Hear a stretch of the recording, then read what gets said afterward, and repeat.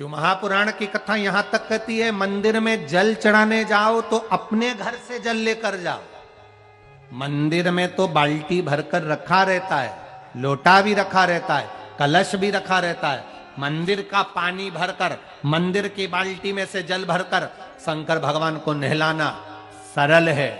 अपने घर से जल लेकर जब जाओगे तो घर का वास्तु दोष, घर का पितृ दोष और घर का काल सर्प दोष तीनों उस लोटे के माध्यम से जाएगा और शिव को समर्पित हो जाएगा।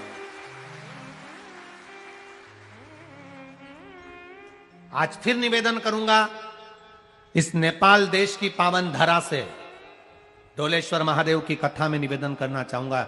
जो बेटा बेटी नौकरी के लिए अप्लाई कर रहे हैं, जो बेटा बेटी चाहे सरकारी नौकरी हो, प्राइवेट नौकरी हो, सर्विस के लिए अप्लाई कर रहे हैं, उन बेटा बेटियों से निवेदन है, दुर्वा शिव जी को समर्पित कर कर केवल दूब जानते हो ना, दुर्वा सब जानते हैं। दुबा जो माला पिनाई थी उसमें बहुत सारी लगी थी, पढ़ी है यहां, बताना जरा।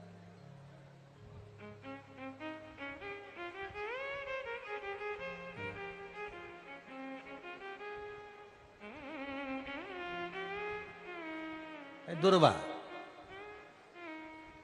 जो बेटा बेटी सर्विस के लिए अप्लाई कर रहे हैं, तुम मेहनत करो, पढ़ाई करो, खूब पढ़ो, खूब तैयारी करो, अच्छे से तैयारी करो। जितनी मेहनत तुमने पूर्व में करी उससे दुगनी मेहनत तुम करो उस नौकरी को पाने के लिए। और साथ में जब एग्जाम के लिए जाओ, कहीं इंटरव्यू देने के लिए जाओ, दुर्वा शिव जी को, इस दुर्वा का जो डंडी का मुख है ये अशोक सुंदरी वाली जगह, फिर समझ लीजिए जैसे ये शिवलिंग, ये गोल जलाधारी, यहां से पानी नीचे गिरता है, बीच में अशोक सुंदरी का स्थान होता है। तो ये जो दुर्वा हम चढ़ाएंगे तो इसका डंडी का मुख शिवलिंग की पर चढ़ाएंगे तो ये शिवलिंग पर डंडी की जो भाग है वो अशोक सुंदरी की ओर हो गया और ये भाग इस ओर हो गया। शिव जी को समर्पित कर कर पहले दुर्वा चढ़ाएंगे, उसके बाद में देवाधिदेव महादेव को एक लोटा जल जो तुम घर से लेकर गए हो वो समर्पित करो। 3 महीना लगातार अपनी पढ़ाई की मेहनत करो, अपने इंटरव्यू की मेहनत करो और खूब अच्छा पढ़कर साथ में एक लोटा जल और दुर्वा शिव जी को भले 10 दुर्वा की जगह केवल एक दुर्वा चढ़ाओ, चढ़ाकर जल चढ़ाना। 3 महीने तक लगातार बाबा से प्रार्थना करना। विश्वास कहता है अगला पत्र तुम्हारा व्यासपीठ पर होगा, नौकरी लगेगी, निश्चित है। आप करो मेहनत, कर्म करने में पीछे मत हटना, पढ़ने में पीछे मत हटना, विद्या अध्ययन करने में पीछे मत हटना, अच्छी एजुकेशन पाने में पीछे मत हटना। पहले मेहनत अपनी करो। पूर्व में जो इंटरव्यू दिए हैं उसमें जितनी कमी रह गई, अगली कमी को पूर्ण करने के लिए अच्छी मेहनत करो, खूब पढ़ो, खूब अच्छे से विद्या अध्ययन करो और फिर बाबा पर समर्पित होकर जाओ, बाबा पर विश्वास कर कर जाओ, भरोसा पूरा कर कर जाना। इंटरव्यू देते समय अपना विल पावर मजबूत होना चाहिए कि मेरे साथ मेरा काल अधिपति महाकाल है, अब निकल कर मानो। हम दुकान खोलते हैं, कपड़े की दुकान खोल रहे हैं, किराने की दुकान खोल रहे हैं, लोहे की दुकान खोल रहे हैं, भंगार की दुकान खोल रहे हैं, किराना की दुकान खोल रहा है, पान की दुकान खोल रहा है। हम दुकान खोलते हैं पर दुकान खोलने से पहले तुम्हारे 2 मन हो जाते हैं, चलेगी कि नहीं चलेगी, खोल तो लूंगी, चलेगी कि नहीं चलेगी।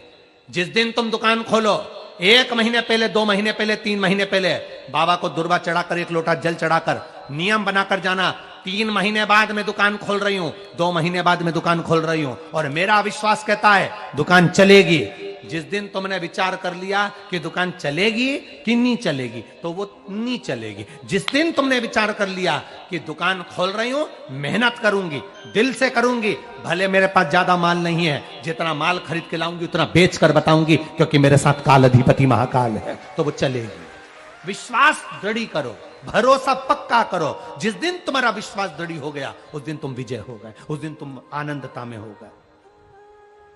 बच्चों का विल पावर कमजोर हो रहा है, दोस्त कह देते हैं सीए की पढ़ाई बहुत कठिन है, इंजीनियरिंग की पढ़ाई बहुत कठिन है, डॉक्टर की पढ़ाई बहुत कठिन है। साथ वाले ऐसे मत ढूंढना जो तुम्हारा विल पावर कमजोर कर दे। ये वाली फैक्ट्री खोलेंगे तो हो सकता है नुकसान हो जाए, इसलिए ये फैक्ट्री खोलने का मन नहीं हो रहा है। फैक्ट्री का सेटअप जम गया, सब कुछ जम गया, और मालूम पड़े, विचार करा कौन चलाएगा, कैसे होगा, कैसे चलेगी, तो वो फैक्ट्री कभी नहीं चलेगी। तुमने सोच लिया कि अपने क्षेत्र में नहीं है, मेहनत करूंगा, चार चांद लगाऊंगा, कहीं पर